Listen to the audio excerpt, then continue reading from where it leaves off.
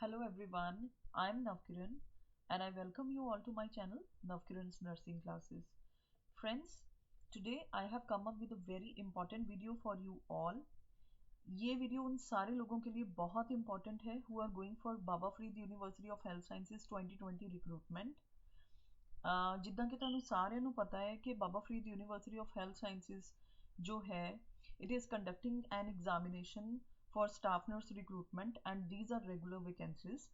So ਅੱਜ ਇਹ video ਉਹਨਾਂ ਸਾਰੇ ਲੋਕਾਂ ਲਈ ਬਹੁਤ ਹੈਲਪਫੁਲ ਹੈ who are going for this entrance exam ਕਿਉਂਕਿ ਅੱਜ ਮੈਂ ਕੁਝ ਇੰਪੋਰਟੈਂਟ ਪੁਆਇੰਟਸ ਡਿਸਕਸ ਕਰਾਂਗੀ especially from fundamental ਜੋ ਕਿ ਲਾਸਟ ਮਿੰਟਸ ਰੀਡਿੰਗ ਪੁਆਇੰਟਸ ਨੇ ਜਦੋਂ ਵੀ ਤੁਸੀਂ ਇਸ ਐਗਜ਼ਾਮ ਵਾਸਤੇ ਜਾ ਰਹੇ ਹੋ okay. So let us start with today's video. But before we start today's video, I request you all, ਜੇ ਤੁਸੀਂ first time ਮੇਰਾ channel watch ਕਰ ਰਹੇ ਹੋ ਤਾਂ kindly subscribe my channel. By subscribing my channel, you will get information about upcoming videos. So let us start today's video. So friends, the first point is that insensible water loss occurs through lungs. The second point is in an adult, 60% of the body weight is water. The third point is signs of fluid volume deficit are weak pulse, tachycardia, low BP, decreased central venous pressure, decreased body weight, and oliguria. The signs of fluid volume overload are bounding pulse, high BP, headache, crackles on auscultation, increased body weight, and edema. The next point is the normal potassium level is 3.5 to 5 milliequivalent per liter. The sixth point is potassium is the most abundant intracellular cation. Seventh, alteration in the potassium level can cause life-threatening dysrhythmias. If the potassium level is less in your body, it can cause dysrhythmias that could be life-threatening. Eighth point, hypokalemia occurs in Cushing's disease.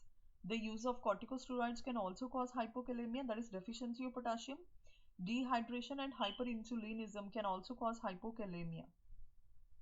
The next point is injection of KCl is never given by IM or subcutaneous route. It is only given through IV route. And it is never given in IV bolus. क्योंकि जे तुसी इनू IV bolus च देने हो, then it can cause death of the patient. Okay. The next point is always check the urine output. It should be more than 30 ml per hour before giving injection KCl. Why? Because if you will check the urine output and if it is not more than 30 ml per hour or if it is less than 30 ml per hour, that can result in the retention of potassium inside the body and can cause hyperkalemia. That is why you should be very attentive towards the urine output before giving this injection. The next thing is hyperkalemia is caused by tissue trauma, potassium retaining diuretics, Addison's disease, and acidosis. So all these things can cause hyperkalemia. Hyperkalemia is treated with regular insulin in 25% dextrose infused IV because as insulin will take potassium inside the cells. 14th point, antidote to potassium is sodium polystyrene sulfonate. Friends, ਇਹਦਾ ਜਿਹੜਾ ਦੂਸਰਾ name ਹੈ that is K-axylate. Okay, so K-axylate is like sodium polystyrene sulfonate. This is a cation exchange resin which will remove potassium from GI tract. 15th point, a patient with hyperkalemia is never infused old blood. Okay, so ਜੇ ਇਹਦੇ ਬਾਰੇ ਤੁਹਾਨੂੰ ਹੋਰ ਜ਼ਿਆਦਾ information ਚਾਹੀਦੀ ਹੈ, you can scroll down to my videos where I have explained hyper and hypokalemia. So all in all, I can say that potassium is a very important topic whenever you are going for any entrance exam. So let us see further. 16th point, monitor serum potassium level closely when the patient is on spironolactone. Now spironolactone ਜਿਹੜਾ ਹੈਗਾ ਹੈ, this is a potassium retaining diuretic. ਇਹ potassium ਨੂੰ retain ਕਰਦਾ body ਚ. So ਇਸ ਕਰਕੇ whenever you are giving spironolactone, you should be very conscious about serum potassium level. The normal level of sodium, let's talk about sodium now. The normal level of sodium is 135 to 145 milliequivalent per liter. Hyponatremia is a deficiency of sodium and it is associated with lithium toxicity in a patient taking lithium carbonate. 19th point, the normal calcium level is 9 to 10.5 milligram per dl. Hypocalcemia is caused by lactose intolerance, vitamin D deficiency, end-stage kidney disease and hypoparathyroidism. So friends, these are the causes of hypocalcemia. Okay, Calcium is also very important electrolyte whenever you are going for any entrance exam. The next thing is hypocalcemia can result in dysarrhythmias, tetany, positive Chvostek sign, positive Trousseau sign, osteoporosis and pathological fractures. And ਇਹਦੇ ਵਿੱਚ ਜਿਹੜਾ Chvostek signs and positive Trousseau sign है friends, this is very very important. बहुत सारे entrance exam 'ਚ ਤੁਹਾਨੂੰ ਇਹ ਜਿਹੜੀ ਚੀਜ਼ ਹੈਗੀ ਹੈ ਪੁੱਛੀ ਜਾਂਦੀ ਹੈ. 22nd point is hypercalcemia can cause muscle weakness, renal stones and constipation. Why? Because calcium is stone like element and it can cause constipation, and since the deficiency is associated with muscle tetany, the muscles will become hyperactive, and so the excess will result in muscle weakness. The next thing is hypercalcemia is treated with calcitonin. It works to reduce the calcium level in your blood. 24th point, the normal pH of the blood is 7.35 to 7.45. See, all these values are very very important. ਜਦੋਂ ਵੀ ਤੁਸੀਂ ਕਿਸੇ ਵੀ exam ਵਾਸਤੇ ਜਾਣਾ ਹੈ ਤੇ ਇਹ values ਤੁਹਾਡੇ tips ਤੇ ਹੋਣੀਆਂ ਚਾਹੀਦੀਆਂ.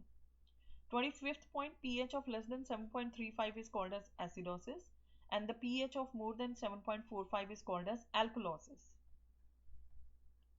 Respiratory indicator is CO2 and its normal value is 35 to 45 mm of Hg. Increased level of CO2 in the blood causes respiratory acidosis and decreased level causes alkalosis. So friends, ਇੱਥੇ ਮੈਂ discuss ਕਰ ਰਹੀ ਹਾਂ ਸਾਰੇ points which you should remember before going for any entrance exam, and today we are discussing for Baba Farid University of Health Sciences. These could be one of the last moment reading points for you. Sorry, that's point number 29. Metabolic indicator is HCO3 negative. 21 to 28 millimole per liter is a normal value, and increased level of HCO3 negative causes metabolic alkalosis and decreased level causes acidosis because it is alkaline in nature. 30th point, vomiting causes metabolic alkalosis. Why? Because we are losing acid from our body, so alkali will retain inside your body.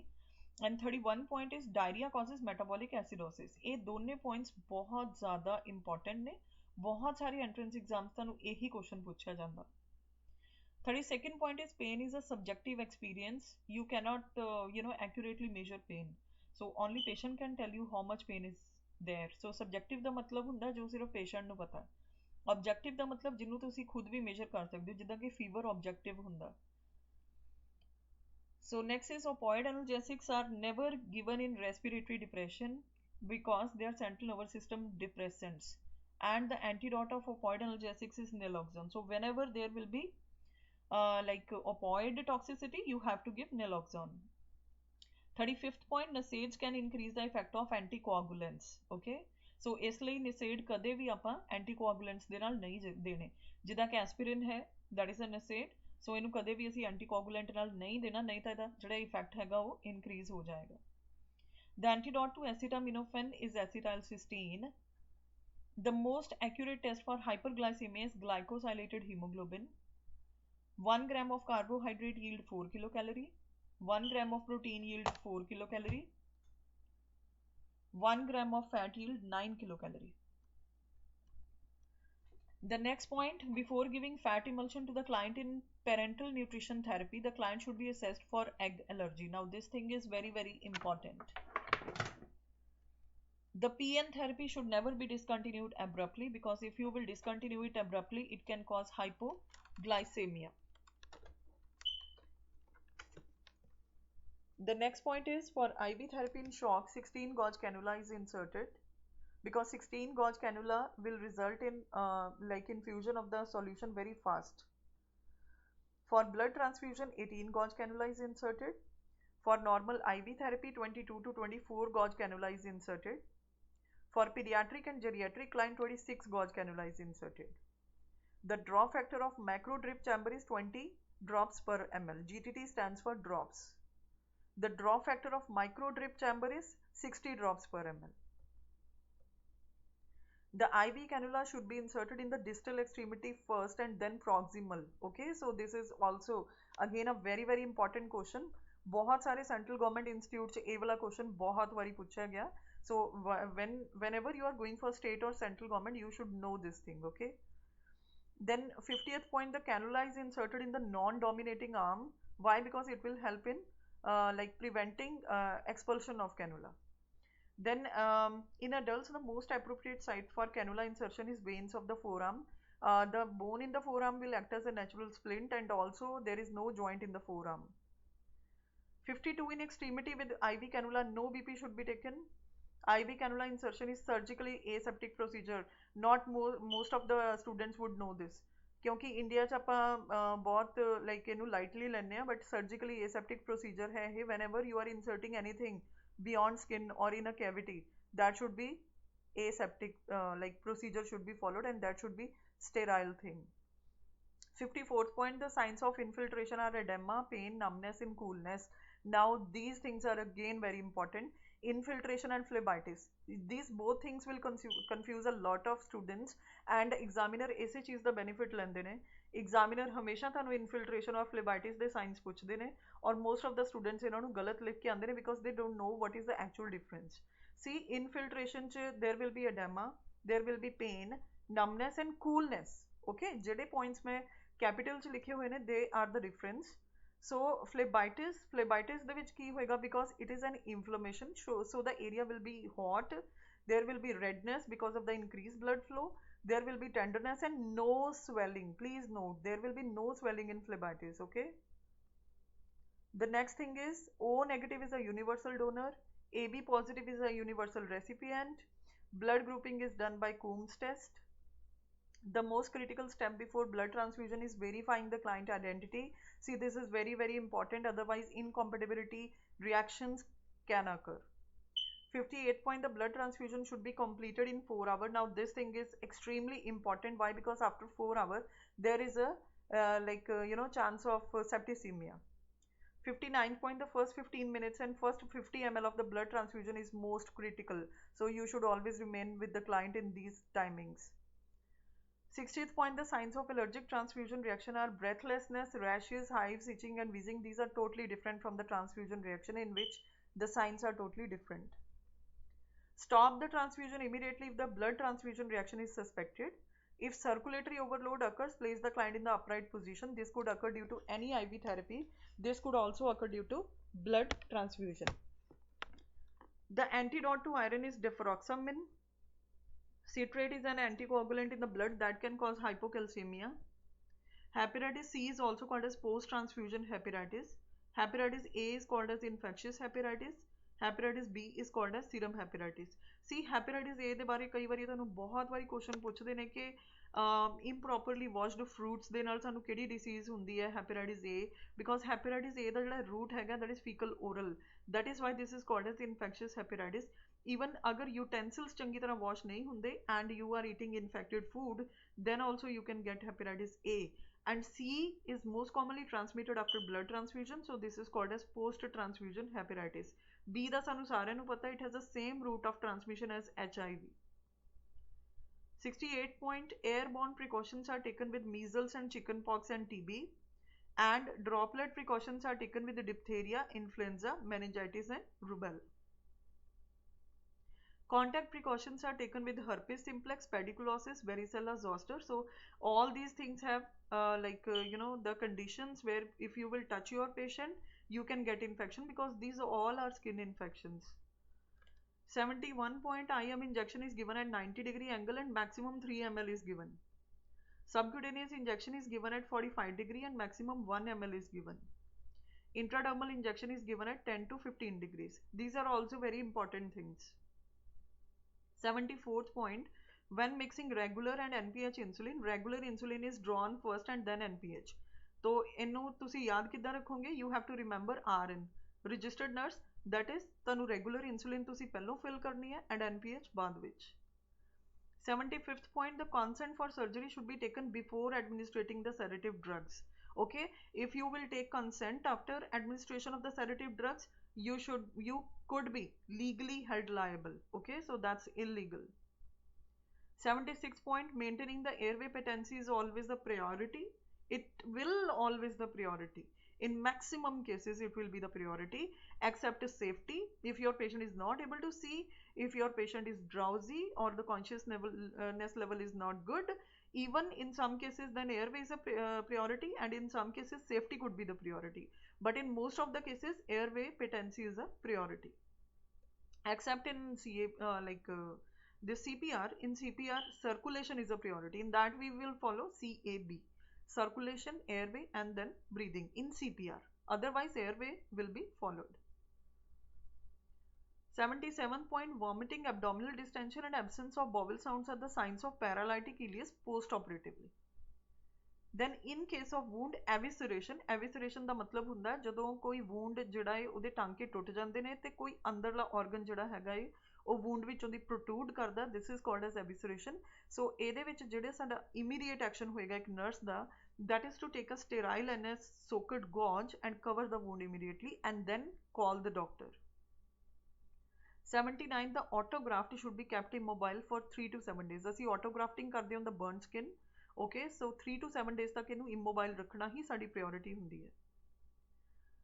80th point: the post mastectomy, the affected arm is elevated on pillow because we don't want that post mastectomy the affected arm should have edema. So basically to prevent that arm from edema, you have to elevate it on pillow. 81st point: after thyroidectomy, the client is given semi-Fowler's position to prevent edema in the neck area, because if there will be edema in the neck area, it can cause respiratory depression. The next point is 82nd: after liver biopsy, the client is given right lateral position with the folded towel placed under the puncture site. This is done to prevent bleeding. And even to tell you friends, before biopsy na ਆਪਾਂ ਹਮੇਸ਼ਾ patient ਦੀ coagulation studies ਕਰਨੀਆਂ ਹੁੰਦੀਆਂ. This is a priority. So 83rd point: for tube feeding, the client is given semi-Fowler's position, obviously, and even in some books it might be written high Fowler's position. 84th point: for enema, the client is given left lateral position, that is also called as Sims position. So it is always towards the left side. 85th the point is the patient is given knee chest position during lumbar puncture, and this position is also called as fetal position or C shape. Okay, so all these names are being given to this position. 86 point: the patient is given supine position post lumbar puncture. This is done to prevent post lumbar puncture headaches. 87 point: after total hip replacement, the client is positioned supine with the legs abducted. The legs are abducted. Abduction ਦਾ ਮਤਲਬ ਹੈ ਕਿ legs ਨੂੰ ਦੂਰ ਰੱਖਣਾ ਇੱਕ ਦੂਸਰੇ ਤੋਂ, ਔਰ legs ਦੇ ਵਿਚਕਾਰ ਇੱਕ pillow ਹੋਣਾ ਚਾਹੀਦਾ, legs ਇੱਕ ਦੂਸਰੇ ਨਾਲ cross ਨਹੀਂ ਕਰਨੀਆਂ. 88th point: before tube feeding, if the residual is more than 100 ml, the feed is withheld. In some books it's being written 150, but that will depend upon your hospital policy. You have to follow 100 ml whenever you are going for any entrance exam. 89th point: the patient is maintained in the semi-Fowler's position for 30 minutes after tube feeding. And why this is done? Because whenever we are giving tube feeding, it is liquid. So ਜਦੋਂ ਤੁਸੀਂ liquid feed ਦੋਗੇ ਤਾਂ immediately ਜੇ ਤੁਸੀਂ patient ਨੂੰ supine ਕਰ ਦੋਗੇ ਤਾਂ ਤੁਹਾਡੇ patient ਨੂੰ aspiration ਹੋ ਸਕਦੀ ਹੈ. So ਇਸ ਕਰਕੇ ਅਸੀਂ 30 minutes ਤੱਕ wait ਕਰਾਂਗੇ. 90th point: the ET is placed 2 to 3 centimeter above carina. Now carina is the point ਜਿੱਥੇ ਜਿਹੜੀ ਆਪਣੀ trachea ਹੈ, it will be divided into two parts. So उस point ਤੋਂ 2 to 3 centimeter ET जो है वो ऊपर होनी चाहिए. 91st point: a pulsating tracheostomy tube is an emergency because it may indicate innominate artery is being irritated by tracheostomy tube. So if your patient's tracheostomy tube is being pulsating, like you can feel the pulse in that, and if it is moving because of the pulse in synchronity with the pulse, that should be informed. 92nd point: excessive bubbling in the water seal chamber indicates leak in the system. 93rd: CVP is the pressure in the superior vena cava. Normal CVP is 3 to 8 mm of Hg, and this point is very important. Why? Because CVP is many times being asked in entrance exams, and if it is less than 3, it indicates hypovolemia. If it is more than 8, it indicates fluid overload or hypervolemia. 94th point: inunction means application of drug to the skin directly by friction. 95th point: instillation is putting a drug in the liquid form into body cavity or orifice like ears and eyes. 96, tepid sponging is done at 85 to 100 degree Fahrenheit. और ਇੱਥੇ ਮੈਂ ਇੱਕ ਹੋਰ ਚੀਜ਼ add ਕਰਨਾ ਚਾਹੁੰਦੀ ਹਾਂ, ਜਿਹੜੇ ਵੀ ਲੋਕੀ ਐਂਟਰੈਂਸ ਐਗਜ਼ਾਮ ਲਈ ਜਿਹੜੇ ਵੀ ਸਟੂਡੈਂਟਸ ਜਾ ਰਹੇ ਨੇ ਉਹ Fahrenheit to Celsius the formula ਜ਼ਰੂਰ ਯਾਦ ਕਰਕੇ ਜਾਣ, because sometimes these values are being given in Celsius. 97th, the heat is lost from the body through conduction, convection, radiation and evaporation.